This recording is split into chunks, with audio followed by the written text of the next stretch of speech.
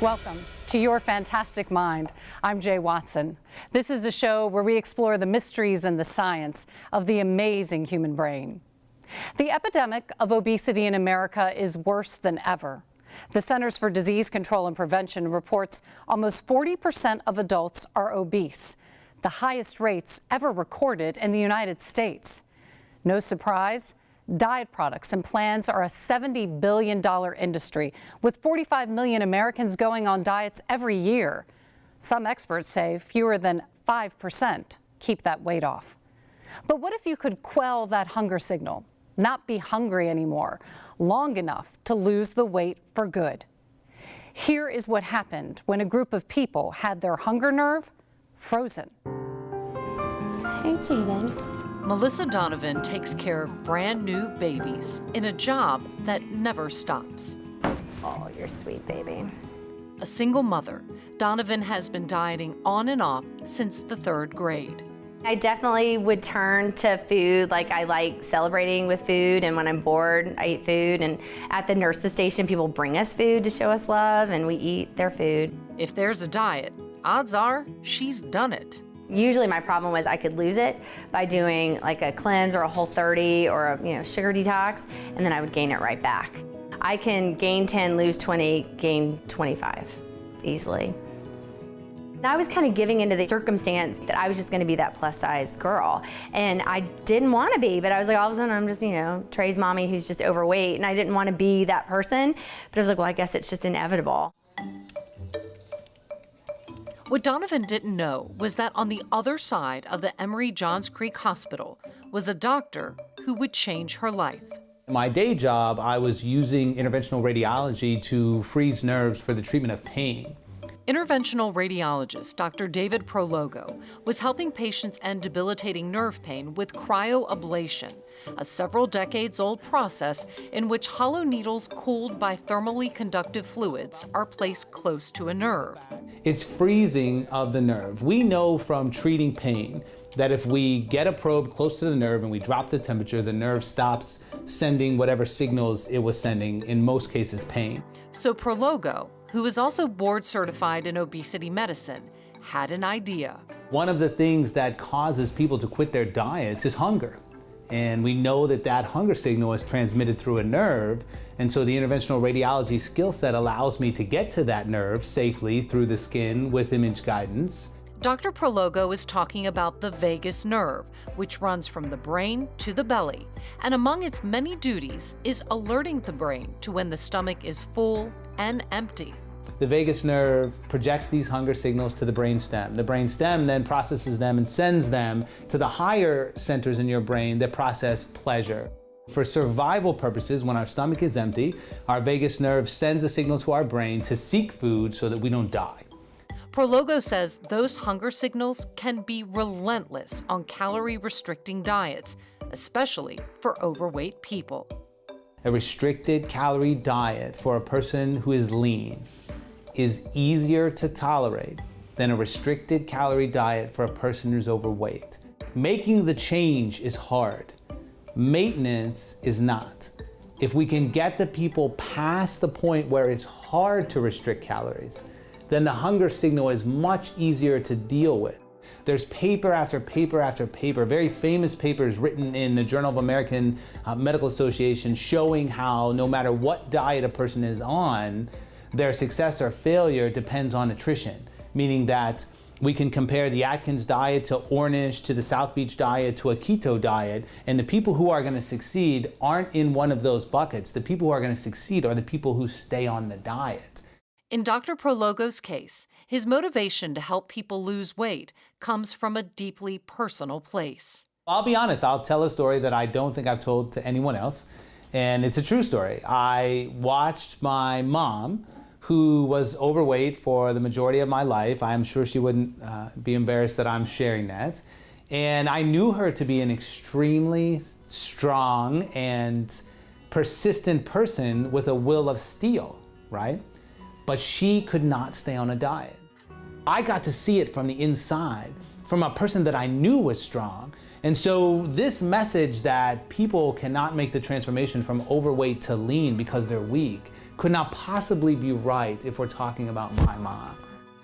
I see people like my mom every day now, and when they tell the story of how difficult it is for them, how impossible it is for them to stay on a diet, I want them to know, I believe you. I believe you. Dr. Prologo took evidence from previous studies of cryoablation and presented them to the FDA for a new application, a new use for the procedure, to freeze part of the vagus nerve. Prologo calls it the CATCH procedure, cryoablation to curb hunger. The FDA approved a pilot study. The first participant to sign up, Melissa Donovan. I thought I was there for like 3 minutes. I was there for like 30. We bring them into the CT suite, and we give them some sedation, lay them on their belly. We take a small probe, which is about the size of a pen tip, and we advance that through their back to this region where the esophagus meets the stomach. That's where the vagus nerve lives. We freeze for 2 minutes, and we let it thaw for a little bit, and then we take that out. We put a Band-Aid over the site, and we recover them from the sedation and send them on their way. Dr. Prologo says the small section of the vagus nerve that is frozen eventually regenerates. It regenerates at about a rate of 1 millimeter per day, which is really slow. So the distance of the vagus nerve would take about a year to regenerate. Woke up, went home, and didn't feel anything. Like never had pain, never had any kind of discomfort. I called Dr. Prologo the next day and I was like, was this a placebo effect? Did you just pretend like you were gonna go in and freeze something and you didn't really do anything? And he was like, why, what's the deal? And I was like, I just forgot to eat. I was like, I'm obsessed with food. Just like that, Donovan got off the seesaw she's been on for most of her life. I didn't feel hungry. And really it was like, I don't need to eat, but I should eat, right? I should stop to eat right now. I didn't think it was real. I thought maybe I'd made it up in my head. I would order the same amount of food that I was used to ordering, so I could eat a whole burger and I could eat a whole side of fries, or I could eat 3 sushi rolls. It won't let you. Like, your body will tell you to stop eating, that you're really full. Donovan was one of 20 people in the pilot study. Participants were not given any guidance on diet, calorie restriction, exercise, or lifestyle changes. What we did measure was impact on hunger. So we took all of the patients who underwent the procedure, and at each of the follow-up points, 7 days after the procedure, 45 days after the procedure, 90 and 180, we gave them a questionnaire asking them to compare their hunger level to pre-procedure rates. And more than 95% of the patients are reporting decreased hunger. So what we can do with that decreased hunger is what's exciting about this. 6 months post-procedure, 95% of participants felt their appetite was less than before. 50% had cut 460 calories a day from their diet. 47% were eating 500 fewer calories a day. And 24% had cut a whopping 1,000 calories a day from their diet. 18 out of 20 people did lose weight, anywhere from 3 to 30 pounds. And something else? This group began moving, with 84% of patients reporting increases in physical activity. Dr. Prologo says intervening in a physical way can dramatically impact a mentally and physiologically difficult journey. We would never have someone come into us with heart disease who says, I've smoked for X number of years and I ate steaks every day and now I've got heart disease. We would never say to them, well, you better get your head together and overcome this heart disease. Never. We think of a way to intervene onto their body and reverse their heart disease and treat them and help them. Yet when an obese person comes in, we tell them to just kind of gut it out. Prologo believes that freezing the vagus nerve, quieting that hunger signal for about a year, gives people time to change their bodies and their lives. We just need it to be out of the way long enough so that these folks can get over here, and eating healthy and exercising and living well is fun. So when the nerve regenerates, they're already over here. They don't need to make a change anymore. It's making the change that's hard. We want to help people make the change. It's been a year for Melissa Donovan. I've lost somewhere a little more than 30 pounds, probably 3 sizes down, and haven't gained any of it back. She says she notices hunger signals now that her vagus nerve is regenerated, but they're no longer debilitating. That frozen year freed her from her yo-yo diets. She has a new lifestyle, a new life. All done. You're perfect. You're perfect. We'll go back to mommy.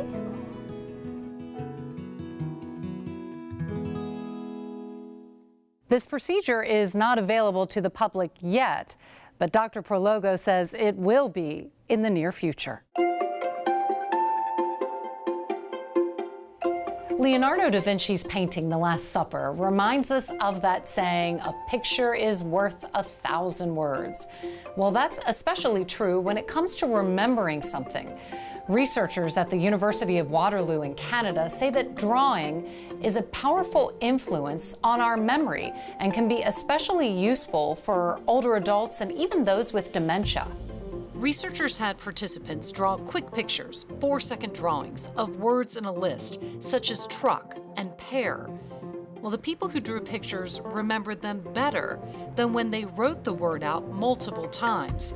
Creating the drawings was also more effective than imagining the items or viewing pictures of the words. Researchers also found that drawing helps people remember even more complex words. People who were given a minute to draw an image of a spore were more likely to remember it than people who were asked to write out the definition. Now, younger people were better than older people at remembering the words that they wrote out, but there was no difference between the two groups as far as the words they had drawn. Researchers asked 13 people diagnosed with dementia to either draw or write 60 words that were read aloud. The results showed a massive memory benefit for words that had been drawn rather than written. Now, in some cases, the patient's drawings look like scribbles, but it doesn't matter because drawing ability has nothing to do with memory performance. Even those of us who can only draw stick figures can get memory benefits, and here's why.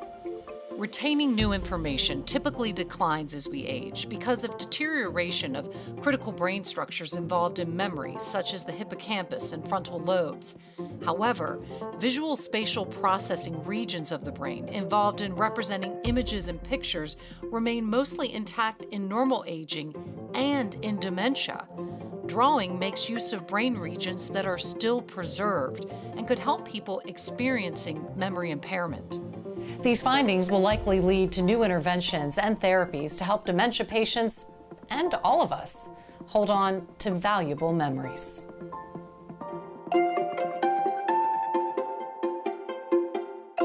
So many of us spend a lot of our lives rushing from one obligation to the next, and oftentimes sleep isn't a top priority.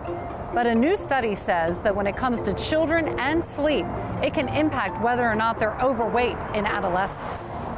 In the study, published in the journal Sleep, researchers at Penn State University analyzed data for over 2,000 children in 20 cities from the Fragile Families and Child Well-Being Study.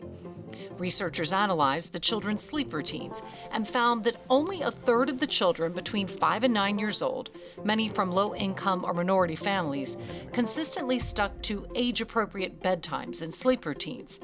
Children who had no bedtime routine by 9 years old slept less and had a higher body mass index by the age of 15. Body mass index, or BMI, is an estimate of body fat based on height and weight. And their poor sleep habits continued into adolescence, with them getting less sleep than is recommended for their developing brains.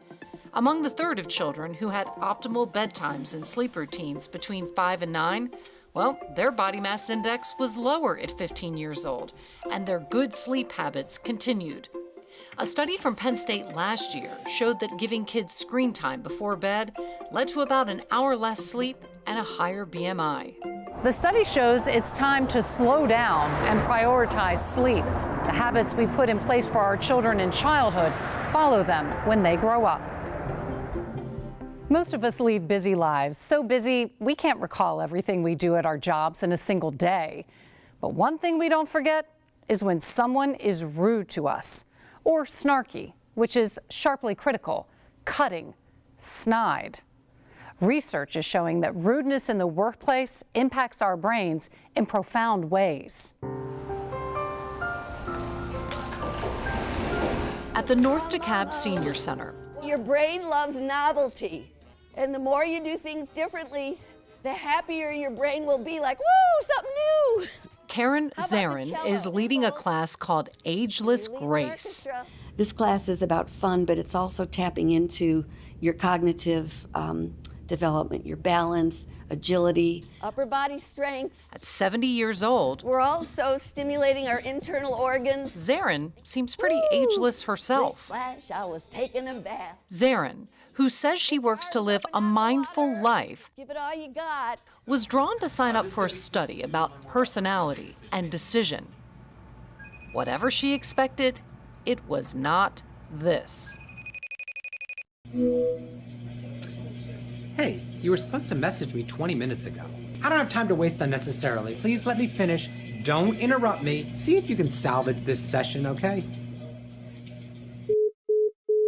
I was absolutely appalled that somebody would be so rude, and I said under my breath to Rich, that's your boss? Zarin would come to learn she was part of a study examining the impacts of incivility or rudeness in the workplace. Ahead of time. So Karen came in as one of our very first research participants. University of Florida Doctor of Business student Dr. Richard Kirsten, along with researchers at the University of Maryland and Emory University, were digging deeper into an area of great interest for researchers over the past few Don't decades: interrupt me, and I'll get done as much as I can. how workplace rudeness impacts us. Workplace incivility or rudeness is defined as low-intensity deviant behavior with ambiguous intent to harm in violation of workplace norms.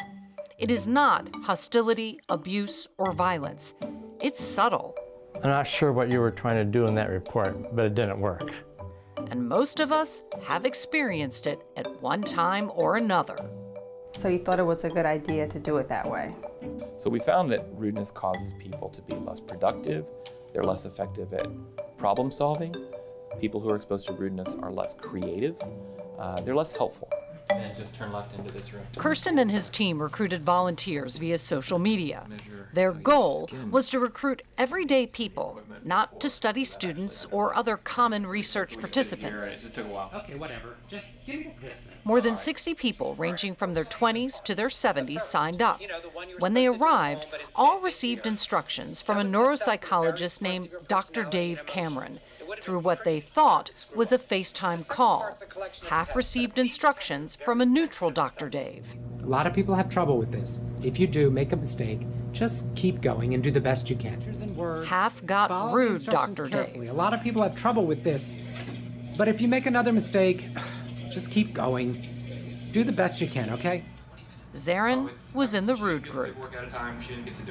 He tells her she forgot to bring paperwork that had been emailed to her, which is not true. Because you didn't follow the instructions in the email and complete the paperwork ahead of time, I don't have a whole lot of time. I know you're probably just here for the gift card, but I'm a very You can busy see Zarin is not quite sure what's happening at first. She doubts herself and imagines that maybe she did overlook an email she was supposed to bring in. Don't interrupt me, and I'll get done as much as I can. My assistant can always answer any questions you might have afterwards. Great. So this study has two Zarin parts. is stunned. The first, I was shocked that I was going to have to be a part of something that was being led by someone like that. So you said, I've never been talked about that way by anyone my entire life. She apologizes for missing the email for the paperwork. Honestly, I never saw anything different, and I'm sorry if I missed it. we will, And then, we'll just go forward. after all of that, she takes 90 minutes of various assessments, usually given to people with mild cognitive impairment, a condition that's often a precursor to Alzheimer's disease. Sensors monitor her pulse and heart rate. The results of the study show how dramatically rudeness affects us. Turns out that rudeness doesn't just impact our productivity at work or our willingness to help other people or our problem-solving skills. It turns out that rudeness can actually impact our ability to attend to multiple things at the same time. And it also turns out that rudeness causes us to be more impulsive. Out of all the assessments they completed, participants exposed to rudeness were consistently slower and less accurate on the Erickson-Flanker task, a cognitive test designed to evaluate attention. They also engaged in riskier behavior using the balloon analog risk task that measures impulsivity in decision-making. For example, if you're making cost-benefit decisions at work, that's a big deal. If you're evaluating treatment options for a patient, that's a big deal. Kirsten and his collaborators hypothesized that people act more impulsively because they're distracted. Zarin admits she was. You're ruminating about it and thinking about it and wondering, could I have done it differently? And why was that person so rude to me? Did I set them off? Was it me? In the back of our mind, in the RAM of our neurological computer, we've got some small program running in the background that is trying to interpret what was that, why did that happen, and what does that mean? In Zarin's case, she was doing assessments for the study, but in real life, rudeness has a cost. Dispensing a prescription is not a complex activity, but if incivility impacts our ability to attend to the task of dispensing prescription, then maybe we dispense 25 milligrams instead of 0.25 milligrams. If incivility impacts attention, then there's potential for an air traffic controller to not be able to attend to all the different variables that she or he has to worry about.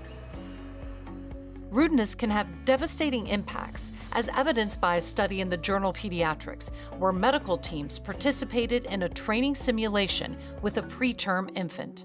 If you have an observer who just makes offhand comments that are this low-intensity behavior, they found that a disproportionate amount of the time, the NICU teams failed to work together as a team. They found that the NICU teams broke down in terms of their teamwork.